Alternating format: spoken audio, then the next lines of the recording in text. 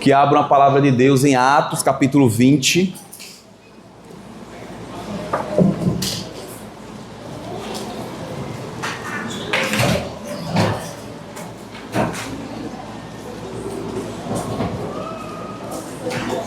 Atos, capítulo 20.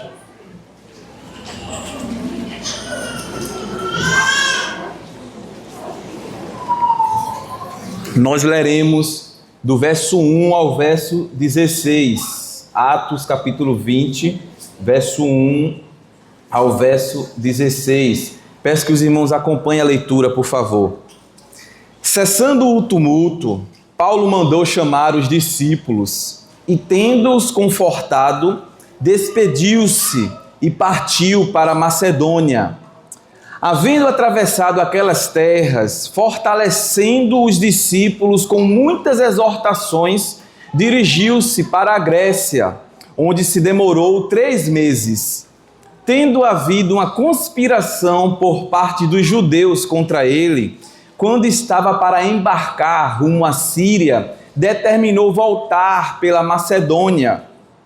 Acompanharam-no até a Ásia Sópatro de Bereia, filho de Pirro, Aristarco e Secundo, de Tessalônica, Gaio de Derbe e Timóteo, bem como Tíquico e Trófimo, da Ásia.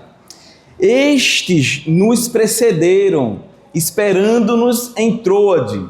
Depois dos dias dos pães asmos, navegando de Filipos, em 5 dias fomos ter com eles naquele porto, onde passamos uma semana.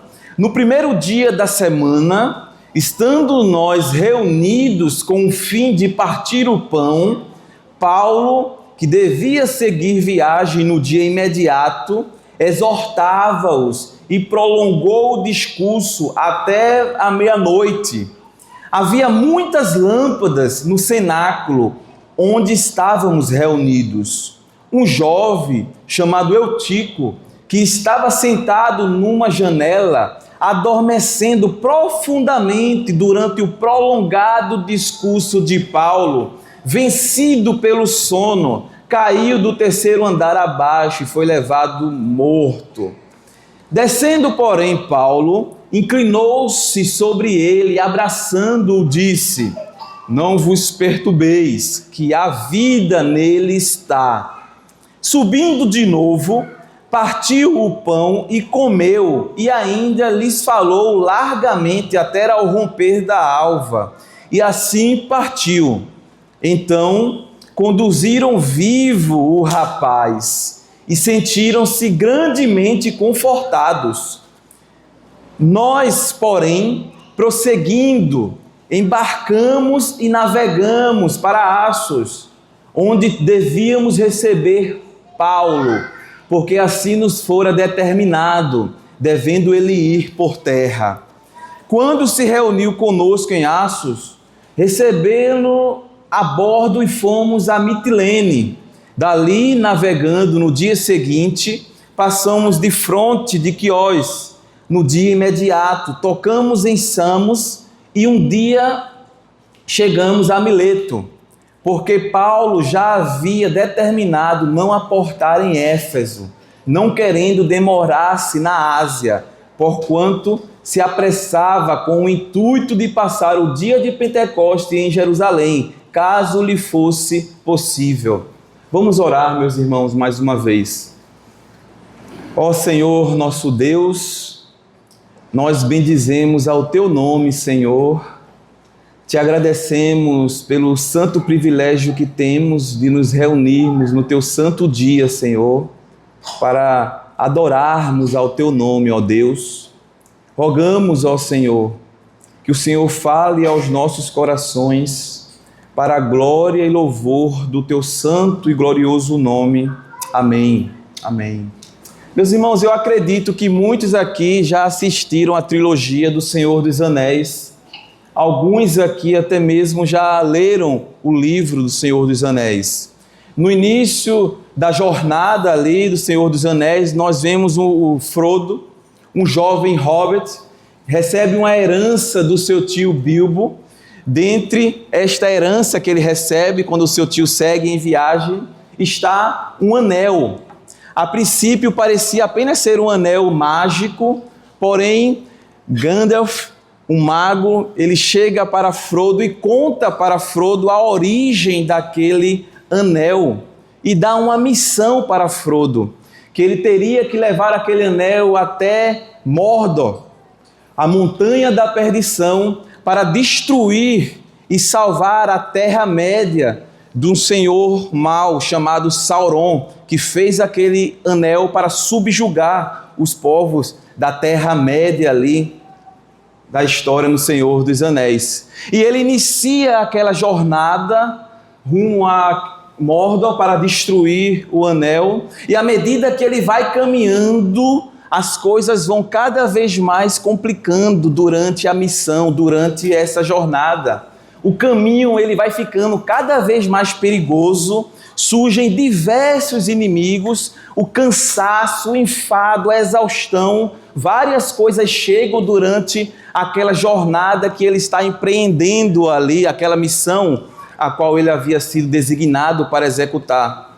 Mas naquela missão que ele foi designado, tão logo chegou pessoas para estarem com ele também naquela jornada. Em destaque nós temos o amigo dele, o Sam, que tem uma frase muito conhecida do Sam, que ele diz que o anel ele não podia carregar por Frodo, mas ele poderia carregar Frodo naquela jornada, quando Frodo não estava mais com condições de poder prosseguir.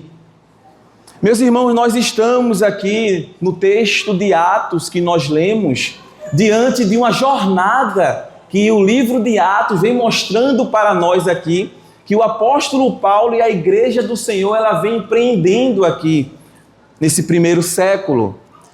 O apóstolo Paulo, ele recebeu uma missão do Senhor de levar a palavra de Deus aos gentios. E no texto que nós lemos aqui, nós estamos diante do final da terceira viagem missionária do apóstolo Paulo. Mas a fim de recordarmos, o capítulo 13 e o capítulo 14 é onde o apóstolo Paulo ele faz a sua primeira viagem missionária. Paulo, juntamente com Barnabé, naquele momento, ele anuncia o evangelho e ele enfrenta oposição e perseguição ao anunciar esse evangelho. É nesse momento que ele chega em Listra e ele é apedrejado e dado como morto na primeira viagem missionária dele, no capítulo 13 e 14 de Atos aí. A segunda viagem missionária está do capítulo 15 até o capítulo 18, verso 22, onde Paulo ele continua avançando aí na missão que ele tinha de levar o evangelho aonde havia trevas, mas o caminho envolveu prisões, perseguições, açoites. Em Filipos, Paulo e Silas, eles são açoitados e lançados na prisão, nessa sua segunda viagem missionária. Na terceira viagem missionária, é onde nós chegamos aqui, no final dessa terceira viagem missionária de Paulo. Nós chegamos nesta realidade aonde nós enxergamos que o capítulo 20 iniciou mostrando para a gente que havia cessado um tumulto. E que tumulto foi esse que havia cessado? O capítulo 19, ele mostra para a gente a realidade deste tumulto, aonde homens que fabricavam ali objetos para a adoração dos templos de Diana que existia ali, eles vendiam esses objetos ali e eles se levantam contra o apóstolo Paulo que estava pregando o evangelho. Mas veja, a perseguição, as dificuldades na caminhada do evangelho, elas não passaram a existir apenas aqui a partir das viagens missionárias do apóstolo Paulo. Como nós vimos aqui já, o livro de Atos, ele mostra para a gente que o início da igreja já começa desta forma. Já mostra para a gente esta realidade de perseguição. Mas a igreja do Senhor, ela continuou avançando a despeito da perseguição que estava sofrendo. Dito isso, irmãos, eu gostaria que nós meditássemos no seguinte tema: a soberania de Deus no avanço do Evangelho. Como Deus conduz o avanço do Evangelho? O texto que nós lemos nos mostra 3 características do Senhor avançando o seu Evangelho. A primeira característica é que Deus avança o Evangelho fortalecendo a sua igreja. Deus avança o Evangelho fortalecendo a sua igreja. Como eu disse, irmãos, o contexto imediato aqui, que inicia o capítulo 20, é este do encerramento deste grande tumulto que ocorreu no capítulo anterior. Se você puder abrir, por favor, aí, voltar uma página da sua Bíblia, o capítulo 19, os versos 25 a 27, diz assim a palavra do Senhor: convocando-os juntamente com outros da mesma profissão, disse-lhes: Senhores, sabeis que deste ofício vem a nossa prosperidade, e estáis vendo e ouvindo que não só em Éfeso, mas em quase toda a Ásia, este Paulo tem persuadido e desencaminhado muita gente, afirmando não serem deuses os que são feitos por mãos humanas, não somente ao perigo de a nossa profissão cair em descrédito, como também de o próprio templo da grande deusa Diana ser estimado em nada e ser mesmo destruído, a majestade daquela que toda a Ásia e o mundo adoram. Vejam só, esse é o motivo que se origina esse tumulto aqui, lá em Éfeso. E a seção que nós lemos, ela nos mostra que esse tumulto havia cessado ali. Paulo, diante desse tumulto ali, cessou. Paulo manda chamar os discípulos. Se você puder olhar aí o verso 1 e o verso 2 do capítulo 20, Paulo ele manda chamar os discípulos e, tendo-os confortado, despediu-os e partiu para a Macedônia, havendo atravessado aquelas terras, fortalecendo os discípulos, com muitas exortações, ele dirigiu-se para a Grécia. É muito importante aqui isso que Lucas está mostrando para a gente aqui no texto de Atos, porque Paulo ele tinha uma missão de estar pregando o evangelho para os gentios, e ele já tinha uma rota estabelecida para ir, para seguir viagem, mas Paulo ele não está preocupado apenas em seguir a viagem e plantar novas igrejas e fortalecer as igrejas plantadas. Paulo, nós vemos aqui, ele muito interessado naqueles que haviam ali na igreja e que vivenciaram aquele momento de tumulto. Paulo interessado em fortalecê-los e em consolá-los. O evangelho e o avanço do evangelho, meus irmãos, ele não acontece apenas quando novas pessoas elas são alcançadas. O avanço do evangelho, ele não acontece apenas quando os gentios são transformados e salvos pelo Senhor. O evangelho, ele avança também quando a igreja do Senhor, os discípulos do Senhor, eles são fortalecidos e cuidados. O evangelho avança no cuidado na igreja também. Paulo ele não está apenas evangelizando aos perdidos, os gentios. Ele está exortando aqueles que já pertenciam à comunidade da fé. Ele está confortando aqueles irmãos diante das grandes perseguições que eles haviam vivenciado e visto ali. Paulo não apenas ele está ganhando os discípulos, mas ele está fortalecendo aqueles discípulos que já estavam na igreja. Uma igreja forte, meus irmãos, é uma igreja que não apenas ela cresce numericamente falando, porque muitas que crescem numericamente falando aí são falsas igrejas. Uma igreja forte, meus irmãos, é uma igreja que cresce em maturidade diante do Senhor. É uma igreja madura que cresce aos pés do Senhor. Paulo, ele encorajou os crentes ali, fortaleceu a fé daqueles crentes ali. ele usa Lucas na carta de Atos aqui várias vezes esse verbo fortalecer, encorajar. Lá em Atos capítulo 14, verso 21 e verso 22, por favor, se você puder olhar. Atos 14, verso 21 e verso 22, diz assim a palavra do Senhor: E tendo anunciado o evangelho naquela cidade, feitos muitos discípulos, voltaram para Listra, Icônio e Antioquia, fortalecendo a alma dos discípulos. Vejam só, depois, meus irmãos, depois que Paulo ter sofrido ali naquela igreja, ele retorna, mas ele fortalece a fé daqueles irmãos que estavam ali, a permanecerem firmes no Senhor, a despeito dos sofrimentos que poderiam passar na sua jornada e na sua caminhada. Mas, por favor, volte os seus olhos para o texto do capítulo 20, o verso 3, nos diz assim: onde se demorou 3 meses, tendo havido uma conspiração por parte dos judeus contra ele, quando estava para embarcar rumo à Síria, determinou voltar pela Macedônia. Paulo, ele estava fortalecendo os discípulos na Grécia.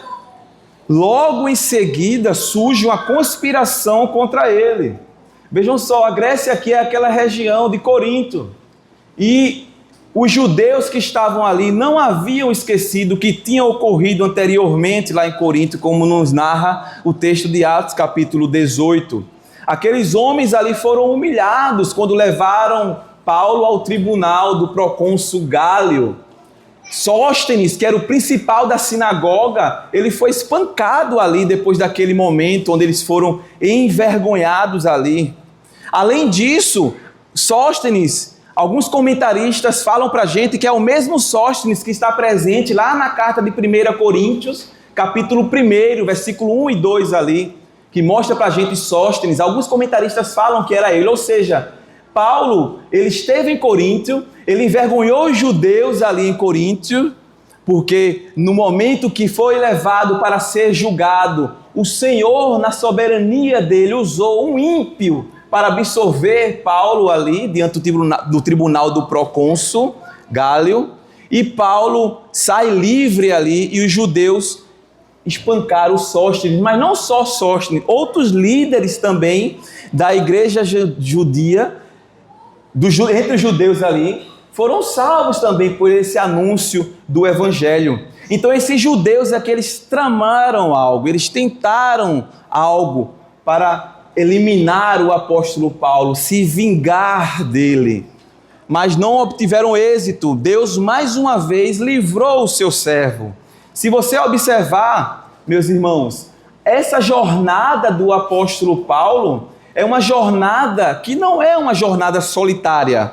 Lucas faz questão de mostrar para a gente, desde o início, que a caminhada da igreja não é uma caminhada solitária. A caminhada da igreja não é uma caminhada isolada. A caminhada dos servos do Senhor, aqueles que foram chamados para liderar a igreja do Senhor, não deve ser uma caminhada solitária. Lucas mostra para a gente no versículo 4 aí, você pode olhar, vários homens que Deus havia levantado ali para estarem com o apóstolo Paulo na missão que o Senhor o deu. O Senhor chamou o apóstolo Paulo a pregar aos gentios e levantou vários homens para estarem com o apóstolo Paulo nessa jornada. E eles vêm de diferentes lugares. Eles são uns de Bereia, de Tessalônica, de Derbe, tudo igrejas que Deus foi plantando, homens que Deus foi salvando e foi somando ali na caminhada. Deus está formando aqui a liderança e mostrando esse caminho colegiado da liderança do Senhor na missão. Paulo, ele não carregava a sua missão sozinho. Ele não enfrentava as dificuldades sozinho. Ele não servia isoladamente. Haviam irmãos caminhando ao seu lado na missão que Deus havia dado a ele. Isso nos ensina essa preciosidade, meus irmãos. sobre essa natureza comunitária da missão do Senhor. Deus nos chama a sermos missionários, todos nós que estamos aqui. Deus pode chamar alguns aqui para serem missionários em terras longínquas, em terras distantes.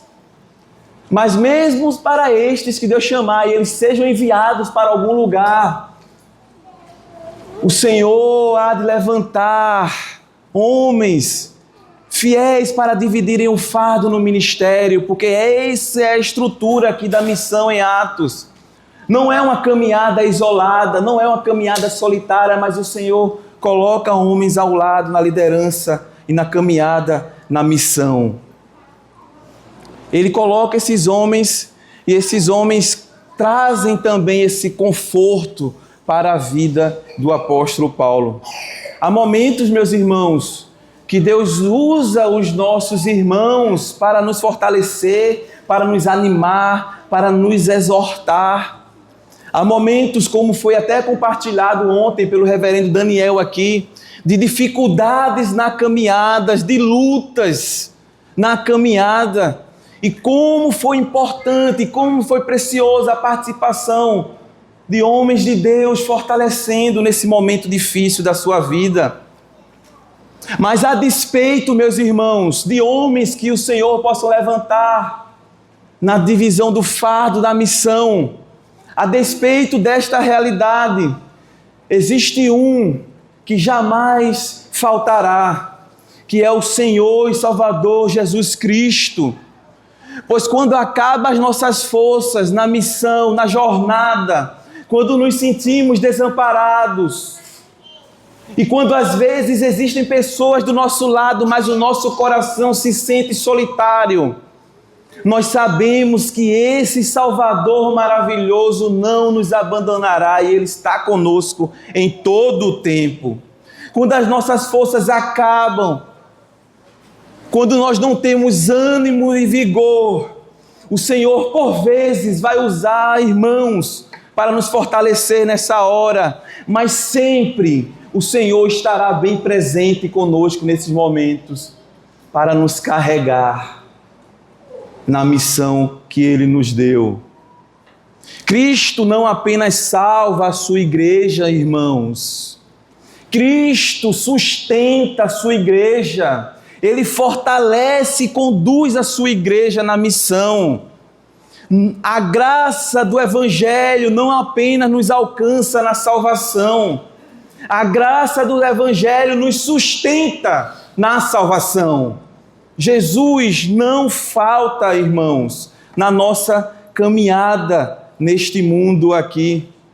E a igreja do Senhor, ela não avança porque ela é forte, mas ela avança porque o Senhor a fortalece.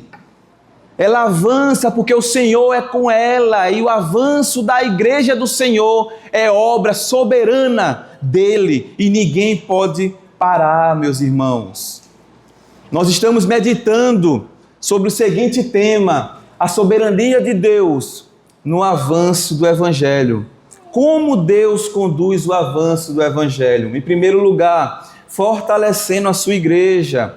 Em segundo lugar, por meio da centralidade da sua palavra.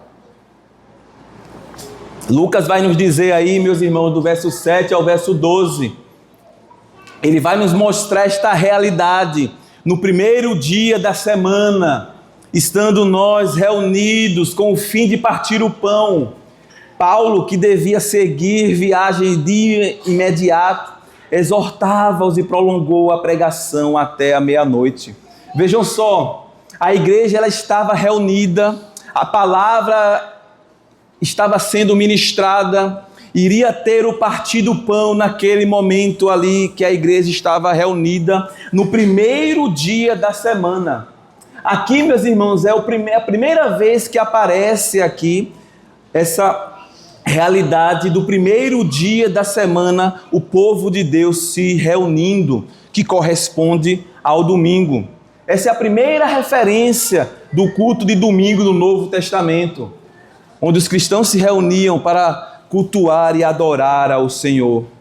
Mas por que o domingo e não mais o sábado, irmãos? Nós sabemos, irmãos, já ouvimos aqui nessa igreja a respeito desta realidade. Cristo, ele ressuscitou no domingo. Cristo, ele apareceu aos seus discípulos no primeiro dia da semana, quando os seus discípulos estavam ali reunidos. Cristo, ele orienta o seu povo a colher ofertas através do apóstolo Paulo, lá em 1 Coríntios, capítulo 16, no primeiro dia da semana. Lá em Apocalipse, capítulo 1, versículo 10, mostra para a gente também esta realidade a respeito do dia do Senhor, o primeiro dia. No grego, a expressão ali de Apocalipse, ela traz essa ideia do dia pertencente ao Senhor mesmo. A mesma ideia que havia com relação ao sábado, que o povo judeu considerava, existe aqui na nova aliança com respeito ao domingo, este dia pertencendo ao Senhor para a edificação do seu povo e adoração ao seu santo Deus. Então existe esse padrão aqui no Novo Testamento mostrando para a gente a respeito desta realidade do povo da aliança se reunindo no domingo para adorar a Deus. Mas o texto falou para a gente, eles se reuniram nesse primeiro dia da semana, mas também fala sobre partir o pão. E o que significa partir o pão aqui em Atos, que Lucas fala sobre o partir o pão? O partir o pão em Atos, ele traz uma ideia a respeito da própria ceia do Senhor, mas também ele traz a ideia de uma refeição, da comunhão com o povo de Deus, os irmãos ali partindo o pão. Por favor, se você puder abrir aí em Atos capítulo 2, o verso 42 e o verso 46. Atos, capítulo 2, verso 42, fala assim: e perseveravam na doutrina dos apóstolos e na comunhão, no partir do pão e nas orações. O verso 46, observem agora, irmãos. Diariamente perseveravam unânimes no templo, partiam pão de casa em casa e tomavam as suas refeições com alegria. O partir do pão aqui está em dois versos diferentes e aplicado desta forma que eu falei para vocês aqui. O verso 42, colocando ele, o partir do pão, ao lado da doutrina dos apóstolos, da comunhão e das orações, fazendo referência à ceia do Senhor. Enquanto Atos 2, 46 mostra para a gente essa refeição comunitária do povo da aliança ali. Em Atos capítulo 20, verso 7, o partir o pão, nós entendemos que está relacionado a essas duas coisas. Em primeiro momento, ao partir o pão da ceia, e no segundo momento, como aquela comunhão que existia no dia do Senhor após o culto, após aquele momento de adoração que o povo se reunia ali. Com isso, irmãos, nós poderíamos dizer que todo domingo nós deveríamos fazer a ceia no nosso culto. Com isso, nós estamos querendo dizer que sempre que a igreja apostólica estava reunida, ela estava praticando a ceia em todo o culto. Vejam só, irmãos, como nós interpretamos, a nossa tradição reformada interpreta isso. Você vai encontrar igrejas reformadas que praticam a ceia todos os domingos. Não existe o mandamento para praticar a ceia todos os domingos. Existe o mandamento que ela deve ser praticada regularmente. A nossa confissão de fé, ela mostra para a gente esta realidade. Ela não diz que tem que ser todos os domingos, mas ela fala que tem que ser praticado de forma regular. Então cabe ao conselho da igreja decidir ou não, mas uma igreja que pratica a ceia todos os domingos, ela não está mais certa por isso, por uma que não pratica todos os domingos. O que Cristo estabeleceu é que ela deve ser praticada de maneira regular e ordinária na vida do seu povo. Mas, irmãos, Paulo mostra para a gente esta realidade da igreja reunida, deles estarem reunidos em torno da palavra, que eles estarem reunidos no dia do Senhor, no domingo. e estarem ali naquele dia adorando ao Senhor, participando do momento de ceia. Mas se você puder olhar, por favor, de volta ao texto, o verso 8 ao verso 10, ele vai mostrar para a gente a realidade de um acidente que aconteceu ali e um milagre também que aconteceu ali. Vejam só, facilmente aqui a gente provavelmente se lembra desse episódio do milagre.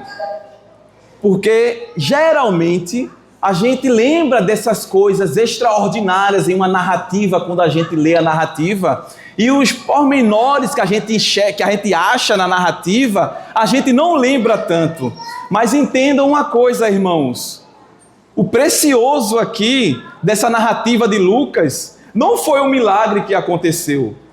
O precioso dessa narrativa aqui, irmãos, não foi porque o Tico foi ressuscitado ali, revivido, na verdade, pelo apóstolo Paulo ali naquele momento que aconteceu o acidente. Mas o precioso aqui é a continuidade, irmãos, do culto está acontecendo em torno da palavra de Deus. Eles estavam reunidos em torno da palavra. Aconteceu o acidente, o Tico caiu, foi revivido. E o que aconteceu depois disso? Não ficou todo mundo no frenesi agora do milagre, etc, etc. Não, o apóstolo Paulo retorna. Depois, subindo de novo, partiu o pão e comeu, e ainda lhe falou largamente até o romper da alva. O apóstolo Paulo retornou e continuou a proclamação da palavra de Deus, porque a igreja do Senhor, ela avança na terra quando a palavra de Deus é o centro dela. Quando a palavra de Deus é o que orienta a vida da igreja e não o extraordinário que acontecia ali em Atos, ou algo que Deus pode fazer por sua infinita graça na vida de alguém, como por exemplo, nós já falamos aqui. Nós acreditamos que os dons extraordinários ligados aqui à proclamação da palavra de Deus em Atos cessaram. Nós não acreditamos nesses dons presentes hoje na vida e no ministério da palavra na igreja. Nós não acreditamos nisso. Mas com isso nós não estamos falando que não acreditamos que o Senhor ele pode curar alguém. Nós acabamos de orar aqui no culto pela vida do filho do pastor Sivaldo. Nós acabamos de orar aqui pela sua vida, pedindo que, se for da vontade de Deus, o Senhor cure. Então nós acreditamos que o Senhor ele pode curar. Mas nós não acreditamos nesse extraordinário que acontecia aqui no livro de Atos como sendo uma regra para a igreja em nossos dias. A igreja do Senhor, ela não deve viver em busca de experiências, de sensações, meus irmãos. A igreja do Senhor, ela deve viver em torno da palavra de Cristo. A igreja, ela vive de Cristo, irmãos. E Cristo, ele é conhecido por meio da sua palavra. Existe hoje uma metodologia que muitas igrejas aplicam para promover sensações nas pessoas. Existem muitas igrejas que trilham o caminho de buscar tornar um ambiente sensorial, para que as pessoas estejam ali sentindo coisas e elas possam retornar e ficar bem naquele ambiente. Vejam só, meus irmãos, nós, quando pensamos na igreja IP Trindade, nós pensamos numa igreja que tivesse ar-condicionado, sonhávamos com isso e achávamos, será que Deus vai nos dar condições de podermos ter um ar-condicionado? Será que Deus vai nos dar condições de termos uma cadeira confortável? Mas em tempo algum passou pelo coração da mesa administrativa na época de fazer isso para estar promovendo algum tipo de sensação, alguma coisa para que as pessoas ficassem confortáveis e se sentissem, por isso voltassem. Não, irmãos, não é isso. O que nós pudermos fazer para que a igreja fique confortável e possa ouvir melhor a palavra de Deus, nós vamos fazer, porque o objetivo é a palavra de Deus ser ministrada, ser o centro, e não as sensações, não a forma como nós vamos nos sentir naquele lugar. Porque nós estamos aqui hoje reunidos, sentados numa boa cadeira, em ar-condicionado, mas nós poderíamos não estar, mas a palavra de Deus deveria estar sendo o que orienta a vida da igreja, e o nosso coração deve estar ansiando por conhecer cada vez mais o Senhor dessa palavra. O nosso coração deve estar cada vez mais comprometido e ansiando em conhecer esse Senhor da sua palavra. A palavra ela não é apenas uma mensagem, irmãos, que nós precisamos ouvir, mas ela é o que nos anuncia a pessoa do Senhor Jesus Cristo, que nós precisamos conhecer cada vez mais, amar e segui-lo. O milagre ocorrido ali foi algo extraordinário. De fato, a igreja se animou. O texto mostra para a gente, eles se animaram com o Eutico podendo ir embora com eles vivo. Glória a Deus, que bom! Mas o centro não foi o milagre que aconteceu, mas a palavra de Deus. Meus irmãos, nós estamos meditando no seguinte tema: a soberania de Deus no avanço do Evangelho. Como Deus conduz o avanço do Evangelho? Em primeiro lugar, nós vimos que Deus conduz o avanço do Evangelho fortalecendo a sua igreja. Em segundo lugar, Deus conduz o avanço do Evangelho por meio da centralidade da sua palavra, orientando e guiando a vida da igreja. E em terceiro e último lugar, Deus conduz soberanamente os caminhos da sua missão. Dos versos 13 aos versos 16, nós encontramos o apóstolo Paulo em movimento. Ele está se organizando para dar continuidade à sua jornada. Por favor, se você puder olhar o verso 16.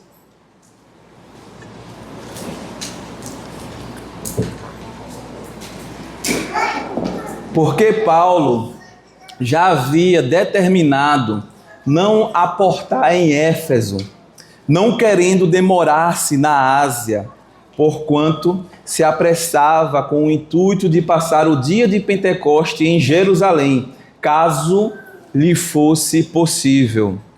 Vejam só, aqui nós temos Paulo com um planejamento da sua viagem. Ele está planejando a sua viagem.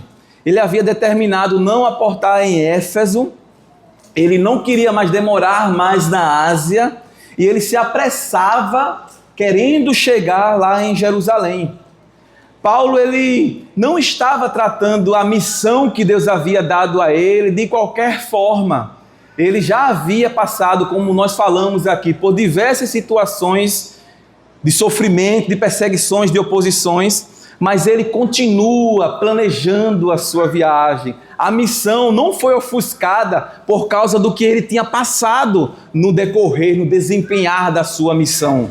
A missão ela continuou sendo planejada, sonhada, e ele estava empreendendo esforços para chegar lá. E por que, irmãos, ele estava com tanta pressa para chegar em Jerusalém? Os comentaristas eles falam que Paulo ele queria levar para Jerusalém aquilo que ele tinha arrecadado das igrejas gentílicas para ajudar a igreja de Jerusalém nas suas necessidades que estavam passando por grandes dificuldades. Lá em Romanos capítulo 15, verso 25 e verso 26, ele fala a respeito dessa oferta que ele está levando para a igreja de Jerusalém e mostrar para aquela igreja sobre essa obra do Senhor, salvando os gentios. E os gentios agora que eram desprezados anteriormente pelo povo judeu, mas que nós vimos aqui no desenvolver do livro de Atos, que o Senhor, quando formou a sua igreja ali em Atos, ele foi desconstruindo essa antipatia que existia, mostrando que ele haveria de ter uma única igreja e um único povo, composto por judeus, por gentios, samaritanos. Então era uma única igreja, mas existia ainda por parte da igreja de Jerusalém resistências. Nós vimos no capítulo 15 ali, quando tivemos o primeiro concílio ali, a igreja reunida lá em Jerusalém, os judeus se levantando contra os gentios ali, o apóstolo Paulo falando, o apóstolo Pedro também ali. Então o apóstolo Paulo está voltando para Jerusalém, querendo chegar a Jerusalém. Ele já havia bastante tempo que estava fora, mas querendo levar essa oferta para acudir àquela igreja e também tratar essa questão do coração que poderia existir de alguns irmãos ali a respeito da igreja gentílica. E mais o apóstolo Paulo, irmãos, como eu falei, ele continua sonhando, planejando e indo e seguindo a sua missão. E esse planejamento do apóstolo Paulo, ele é muito pertinente para que nós venhamos a observar aqui no texto, porque a igreja e a missão da igreja, ela não é algo desorganizado, irmãos. A missão da igreja, ela deve ser planejada. Nós não estamos aqui neste mundo para fazer as coisas como nós achamos como elas devem ser, ou viver igreja do jeito que a gente acha que deve ser. Nós devemos planejar a nossa caminhada como igreja, metas que nós temos. Às vezes, quando nós olhamos para isso e falamos meta, missão, visão da igreja, nós precisamos ter essas coisas norteadoras na caminhada. Nós precisamos ter esta realidade. Porque nós podemos pensar, irmãos, e cair em dois tipos de extremo. Um é pensar que, por estarmos diante de um Deus soberano, todo-poderoso, nós podemos viver de qualquer forma neste mundo e não planejarmos a nossa vida e a nossa caminhada, a missão. E o outro extremo é pensar que a missão, ela depende daquilo que nós planejamos e fazemos. Nós não acreditamos nisso.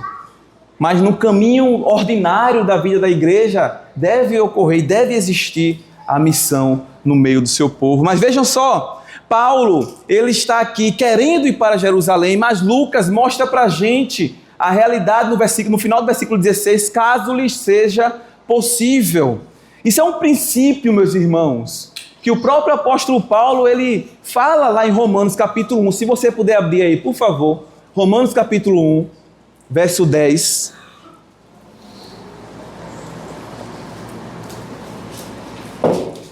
Romanos capítulo 1, verso 10, Paulo diz assim: em todas as minhas orações, suplicando que, em algum tempo, pela vontade de Deus, se me ofereça a boa ocasião de visitar-vos. Vejam só, foi feito o planejamento, existia a disposição de seguir, mas existe esta realidade, essa consciência no coração de ir mediante a vontade de Deus. Isso é um princípio que nós conhecemos também, que está lá em Tiago, capítulo 4, verso 15, diz assim: se o Senhor quiser, não só viveremos, como também faremos isto ou aquilo. Vejam só, irmãos, nós devemos planejar, nós devemos sonhar, nós devemos seguir a missão, mas com essa consciência no coração, se Deus quiser, pela vontade do Senhor. Nós não podemos, irmãos, falar dessa forma como um jargão que muitos se utilizam. Se Deus quiser, mas quem está no domínio faz tudo, é da forma como eu quero, o meu coração conduzindo e fazendo tudo, determinando tudo. Quando nós falamos isso, irmãos, deve existir essa consciência de fato em nosso coração, da dependência no Senhor. Se o Senhor quiser, de fato, farei isso ou farei aquilo, conseguirei isso ou conseguirei aquilo. Se o Senhor quiser, não podemos perder isso de vista, meus irmãos. Nós devemos viver como igreja e na missão que Deus nos der, nós devemos nos empenhar com os nossos esforços, com as nossas forças, seja ela na missão de levar a palavra a um gentio, crianças, seja ela na missão de você estar falando do evangelho para aquele seu coleguinha que não conhece Jesus Cristo, aquele seu coleguinha da escola que fala para você mentir, que fala para você não fazer a coisa na frente do seu pai, ou fazer as coisas escondidas do seu pai e da sua mãe. Você pode ensinar para essas crianças que isso não é o caminho de Deus. Vocês podem fazer isso, porque isso faz parte da missão que Deus deu a vocês também, de pregar o evangelho. Mas para todos nós aqui, irmãos, Isso deve orientar o nosso coração na missão, irmão. Saber diante de quem nós estamos. Diante do Senhor, nosso Deus. Nós devemos assumir a nossa responsabilidade desse santo privilégio que o Senhor nos deu. Eu gostaria, irmão, de fazer algumas aplicações para a gente finalizar esse sermão.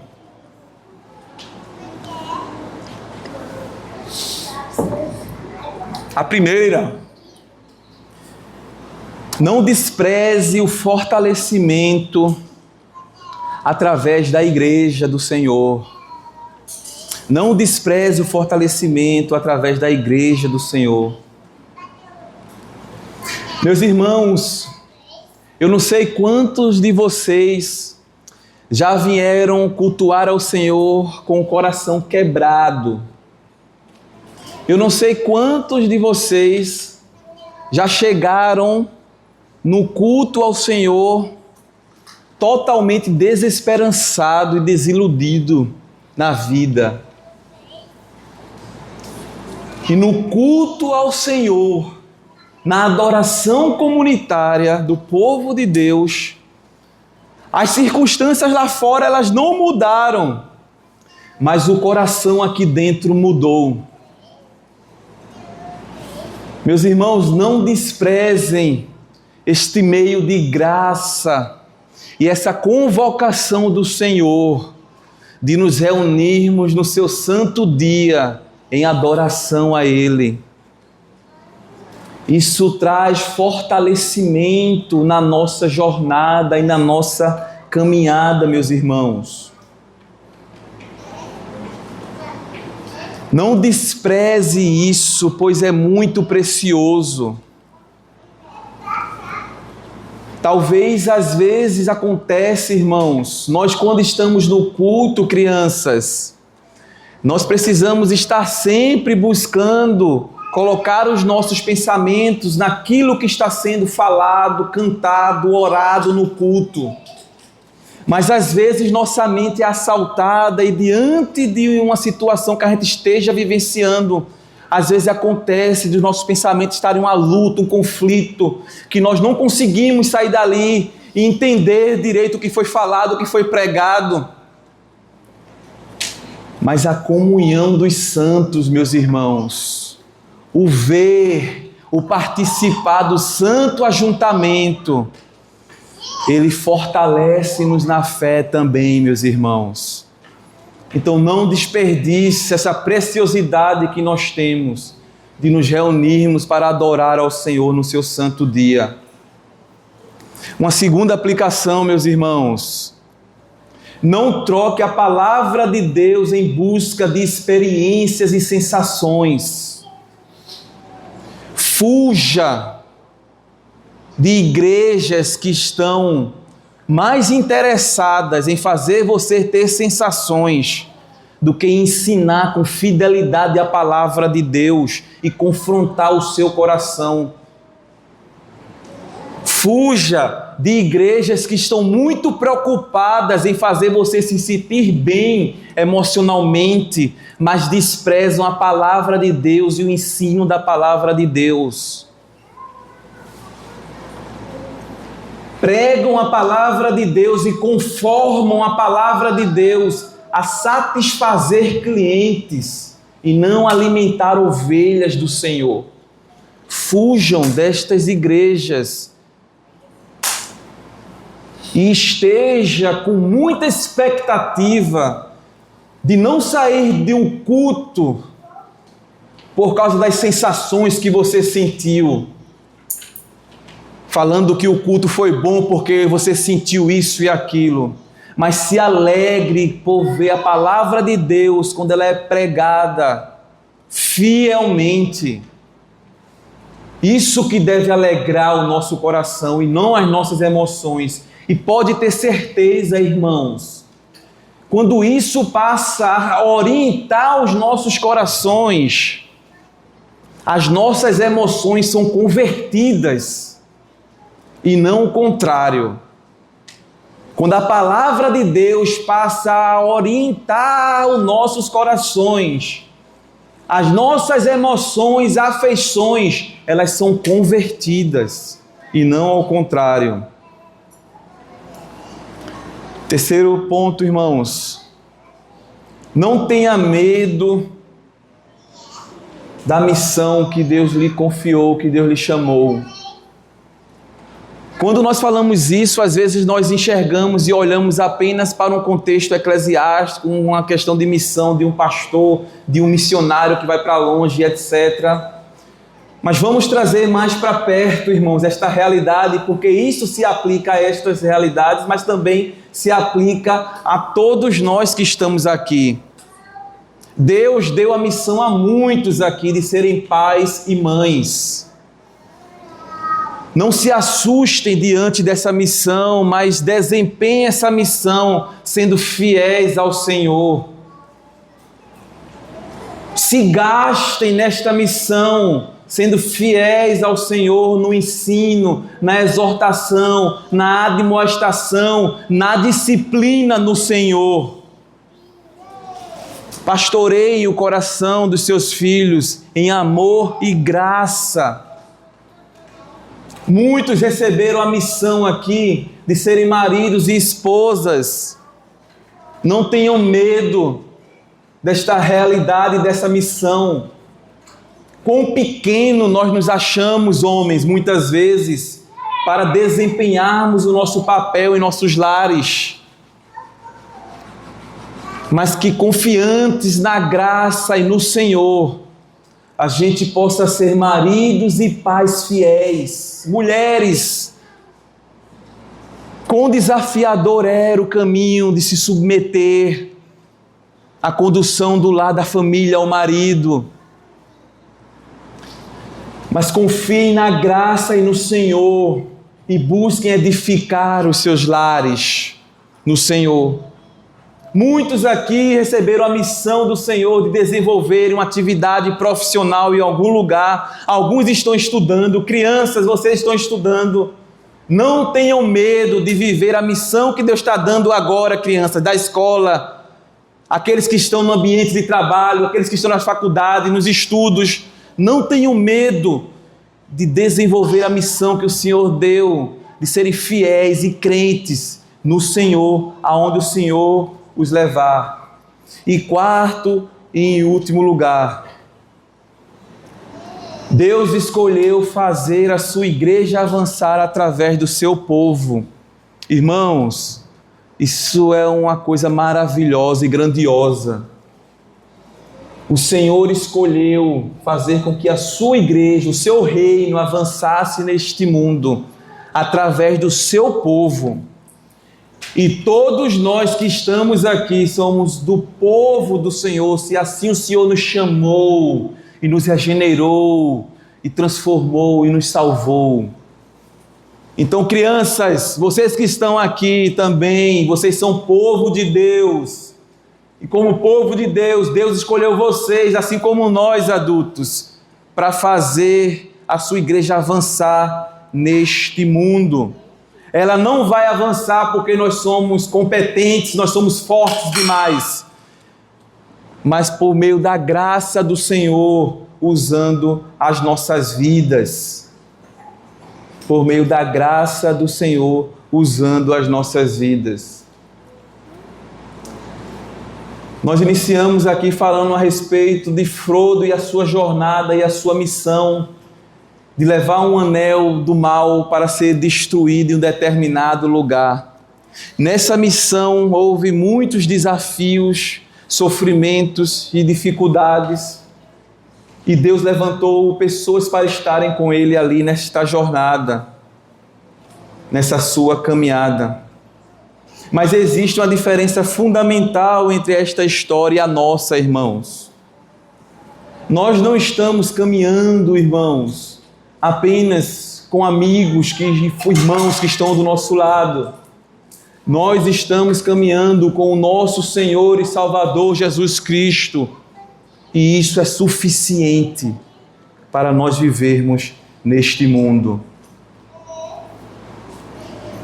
Gostaria de convidar os irmãos a curvarem as suas cabeças. Queria pedir ao reverendo Daniel fazer uma oração encerrando esse sermão.